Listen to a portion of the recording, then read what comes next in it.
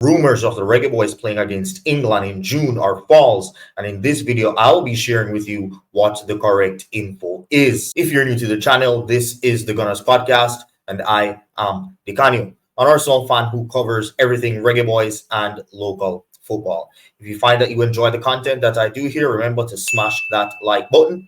And also for the 61.3% of people who keep watching the videos and are not yet subscribed, just go ahead and hit that subscribe button and join the Gunnaz community. Remember, every single video I do on this channel must get to 100 likes. So if you've even gotten this far into the video, just hit that like button. Now, Jamaica is set to play 2 friendly games in England, and that was confirmed by Steve McLaren in his post-match interview at Savannah Park, following Jamaica's 3-0 win over St. Vincent and the Grenadines. And what I'm pleased about is that, you know, we can have 2 games in the UK, 2 friendlies, 2 World Cup qualifiers, and then the Gold Cup. I'm really looking forward to that, where, you know, I don't know where we're going to play, but I would think that the services will be pretty good where we do that. So, yeah, we're...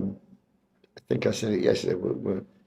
We wanted to come in and change the style.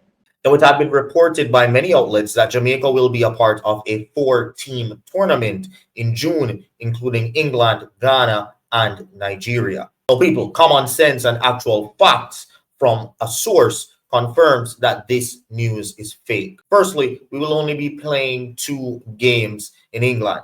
So the possibility of it being a 4-team tournament cannot happen, because then we would be playing 3 games instead of 2. So the team that we would not be playing against is England. My source confirmed that there will be no June games as well, which again is common sense if you follow Reggae Boyz and know our fixture schedule. And my source also confirmed that we will not be playing England. However, I can say, based on how my source answered my question, that we will be facing Ghana and Nigeria in a 3-team quote-unquote tournament that will be kept in May and not in June. Based on our fixture list for this summer, there would be no space to fit in those friendly games in June, because we are set to face British Virgin Islands on June 7th away from home, and then we will return on the island to face Guatemala on the 10th. Now, the Gold Cup is set to begin just 4 days after the 10th and will run for a month from June 14th to July the 6th. And then directly after the Gold Cup, players will be going on their preseason or on vacation. So there is literally no time frame to fit in those friendly games from June onwards. The only month that makes sense for those games to be played in is in May. And don't quote me on this, but I believe Steve McLaren did mention something about us playing friendly games in May. So that's it, people. It cannot be played in June. It will be played in May. Now, I think this is a good opportunity for the team, and it should work out well logistically, due to the fact that most players from the 3 countries do play in either Europe or England. So I doubt there will be any major visa issues for any of the teams or its players. Majority of them should have access to England and to Europe, making it a very easy tournament or 3-way friendly to plan and execute. Now that that is cleared up, let's take a look at the teams that we are set to play against in Ghana and Nigeria.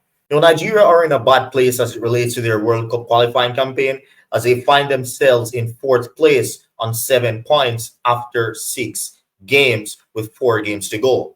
The winner of each group will automatically qualify for the World Cup, while the 2nd place teams go into a playoff. Nigeria was expected to top that group, but now it seems as if they will have to scrap and fight for a playoff spot to keep their chances of World Cup qualification alive. Nigeria has 2 draws, 1 loss, and 1 win in their last 4 group games, which is not very good form. If Nigeria are not to qualify for this World Cup, that would be such a shame after missing out on the 2022 World Cup due to similar reasons as Jamaica, in trying to bring in a host of diaspora players in the last moments of qualification. This time around, the team is a bit more settled, and I expect them to at least make the playoffs. Now, key players include Calvin Bassey, Alex Iwobi, Victor Osimhen, Ademola Lookman, Victor Boniface, Ola Aina, Winfred Ndini, Kelechi Iheanacho, and Taiwo Awani. Nigeria also has many similarities to Jamaica, and what is most blatant is their midfield. Their midfield is a bit weak despite having so many options in attack and having a pretty solid backline as well. Now heading over into the Black Stars from Ghana, who have been in a wonderful time, topping their group in 15 points and are expected to qualify despite Somalia just sitting 3 points behind them. The Black Stars have players like my second all-time GOAT, Thomas Partey, Mohamed Kudus, Iñaki Williams, older brother of Spanish player Nico Williams, Mohamed Salisu, former Southampton player, Antoine Semenyo from Bournemouth, and Jordan Ayew, who is now their captain after taking over the captaincy from his brother Andre Ayew. I would say all in all, Ghana does have a pretty good team, and they do have very good momentum. I think they failed to qualify for a competition last year. Maybe it was AFCON, but now they are settled. They're playing football well. They have their players fit, and it seems as if they have a system that is definitely working on allowing that team to thrive. So they look a pretty good team despite being ranked 77 in the FIFA World Ranking. Nigeria is ranked 44th. Jamaica is ranked 62nd. But yeah, right now it seems as if it's the other way around in terms of form and performances. It would seem as though Nigeria, even though they are the lower ranked team or the lowest ranked team, are playing the better football. They look the better team. Jamaica would be in the middle of that, and then Nigeria is swimming and almost drowning. So that is it for this video, folks. Hopefully it was helpful. Hopefully it was informative.